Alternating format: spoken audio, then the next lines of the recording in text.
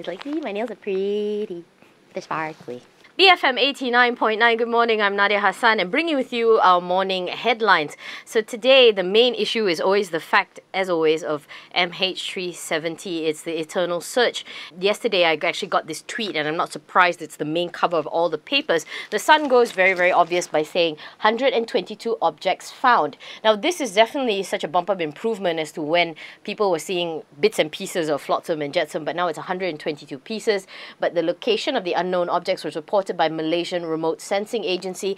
Now, let's not forget there's been quite a number of agencies who spotted these pieces, ranging from foreign satellites, now it's our own, and the international team will continue to embark. And the funny thing is, as this story goes on, it's no surprise that a lot of people are a bit wary of flying now. The thing is, flying is actually safer than driving. You actually get more accidents in driving, but that still does not help the fact that in this case, pesawat Malindo from Subang Sky Park actually had to go back because the engine on the left wing burned. It does happen on occasion. I won't say it happens all the time, but in a time when everybody's jittery about air flight, this kind of thing makes big issue. And you know what was funny? The actual head of Malindo appeared in a press conference to kind of address this issue. What is he there for? Assigned to assuage kind of fears? I'm not really sure, but it's a completely different manner. But Sinar actually goes with a slightly more positive spin on it in the fact that there's makin banyak petunjuk, which means that a lot more indicators. But the fact of the matter is we still have yet to find anything conclusive. And that leads on to the issue that it has with the Star. They talk about a need for closure.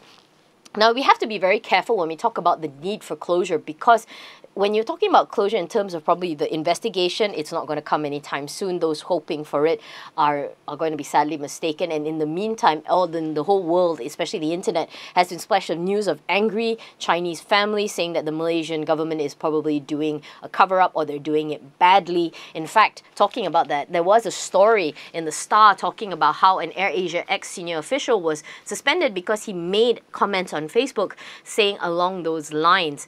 But on the alongside that, you did also have stories about AirAsia boss Tony Fernandez saying that, you know, he's mourning with the rest of the world as well. But talking about the need for closure, definitely the families are the most important. They want to know, and until you actually find debris, I think a lot of them will hold on to hope. And the worst part is it's not even actually any kind of hope that people are giving in terms of false. It's true. They've said it's ended, but you haven't found any conclusion. So until that happens, nobody will really kind of know. But related to Facebook and related to that opinion, Malay Mail actually has the story about Stop the Hate Crimes.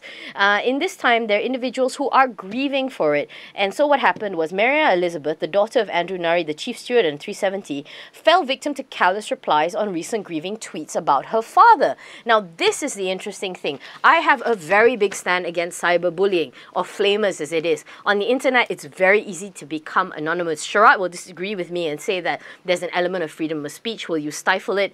I don't think so. When you make hateful comments, you are making hateful comments. There's no way of disguising it. And let's put it this way. Cyberbullying is cyberbullying. And then Sharat will bring up the point about whether it's a crime. It should be a crime. The woman is grieving. What right do you have to tell her how she should be grieving? And you are not even a face. You're not even a name. You're an anonymous voice online. I have a very big stand against cyberbullying. All of them should be taken down. It's not about freedom of speech, but when you are angry with people and you insult them, that is a hate crime. Why should you be insulting? Do you know these people personally? So I have a very big issue with all this, and those of them who actually go on should really just look at themselves in the mirror and say whether they are so as blameless as to live in their glass houses. And that's actually the reason why I feel a lot of people post a lot of things on Facebook they shouldn't, but that's another matter entirely. So going on from that, Utosan has the thing about talking about the 122 pieces. I think this number is going to crop up. And on the sad things, for those of you who actually go and buy numbers, I have a very weird feeling that this number will actually kind of run out. But until it's actually identified, you will never kind of know. And the funny thing is the fact that the weather's actually cleared up in that area, so maybe the search will continue and maybe it'll be a bit more fruitful. Going on from the story as well, talking about history will judge us well, according to Hisham. I think it's still a bit premature to say what history will judge you because you haven't found the plane yet. I think after you found it, after you figured out what's wrong with it, then you can judge. Judging at this science is premature. But saying that, to be fair to him, everybody is making judgments anyway, so maybe that's what he actually talks about. And of course, before the investigations even wrapped up, people are already lined up to get their piece of the pie. I suppose in terms of grief, this is one of the avenues you can take. So Boeing and MAS disaman, that's the metro, and that's the word of the day, disaman, because everybody does seem to be getting sued. And they said about 50% of the 22-7 passengers and 10 crew are involved in this tragedy. So you do have a lot of family members seeking arbitration. And the problem always I've mentioned with arbitration is actually, who do you sue? Do you sue the airline? Do you sue Boeing? And the fact of the matter is, you have not pinpointed yet what's actually the problem. So you can't really get a suit, but put it that the people are already lining up their knives to sink into. And it brings the question also of what's going to happen to MAS. MAS was already not in that great financial shape to begin with. Will it require another bailout? Probably not, because it's insured, but still the repercussions are going to be long.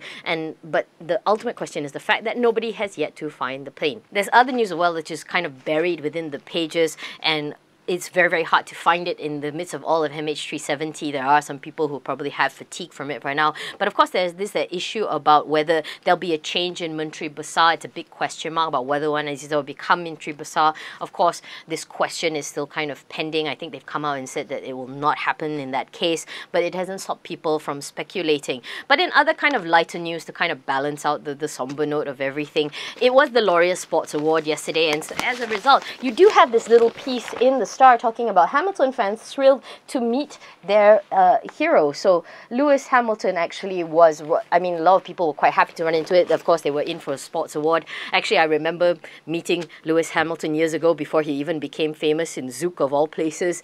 And I remember thinking at the time that, hey, maybe I should get your number, and I never did, and I'm regretting it ever since. So yes, regardless of that, just be happy. So now people are like clamoring to meet him. To be fair, the only thing I remember about the Laureate Sports Awards is that Benedict Cumberbatch is actually hosted, and there were tons of screaming women stalking him at the hotel, but that's beside the point. In terms of lighter news as well, I won't call it light, but sad as well. Paltrow and Chris Martin have decided to split. Either he couldn't stand her fact that she doesn't eat anything that's processed, but it's after 10 years and they do have 2 kids. It's always very sad.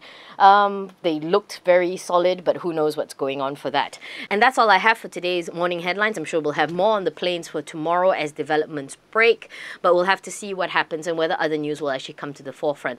That's all for it this morning. I'm Nadia Hassan for Morning Headlines on BFM 89.9.